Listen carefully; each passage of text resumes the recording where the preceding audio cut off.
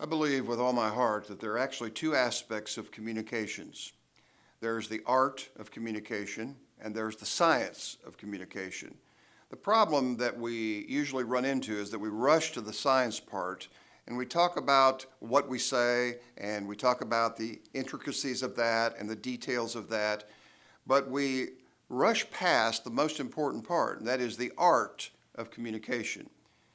It constitutes 90% of your influence, your impact, or your persuasion on other people. It's basically how you say what you say. Science is what you say, but how you say it, the spirit or the mood behind your words, makes all the difference in the world. What do I mean by that?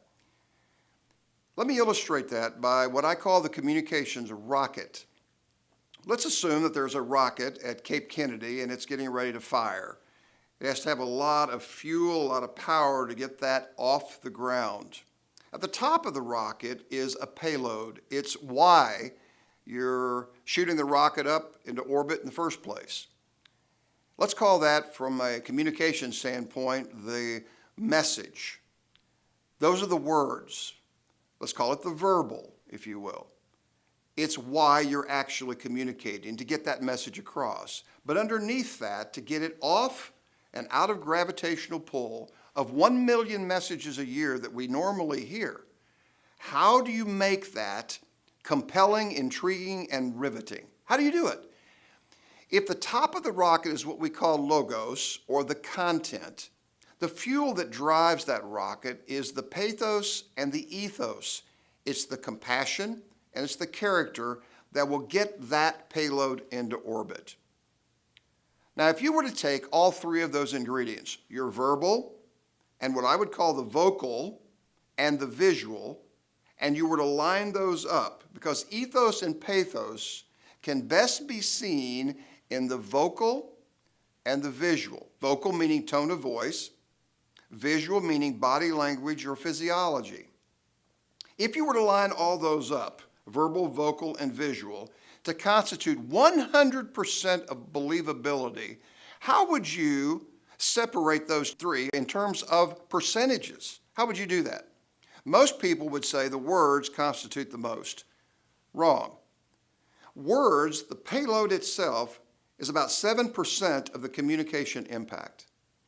93% comes from the fuel, or the ethos and the pathos, the character and the compassion. In fact, 7% in words, 37% in tone of voice, 56% in body language. All of that must line up, or to be congruent, in order to be persuasive and get the message into orbit.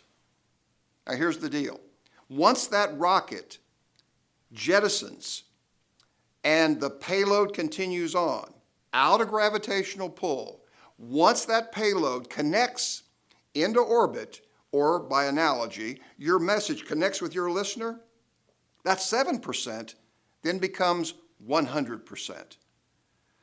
Don't ever underestimate the power of character and compassion in getting your message across. People want to see that you really care, that they get it.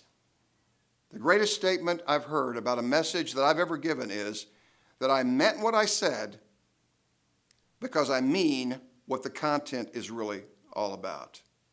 He said it like he meant it, and he believed it like he means it. You have to be believed in order to be heard.